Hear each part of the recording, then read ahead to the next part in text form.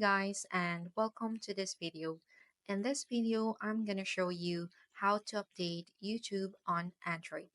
So without further ado, let's get straight into it.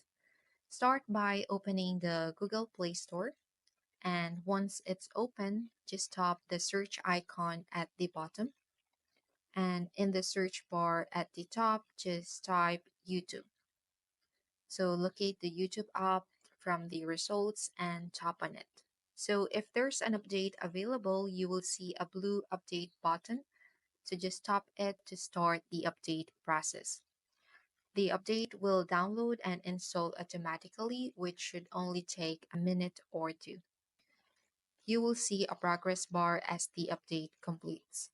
And once the update is finished, you will see the blue open button. If you only see the open button and no update button, then that means your YouTube app is already up to date. But basically, this is how it's. So that's it. That's how to update YouTube app on Android. I really hope you found this video useful. And if you could give us a like and subscribe, we would really appreciate it. Catch you guys in the next one.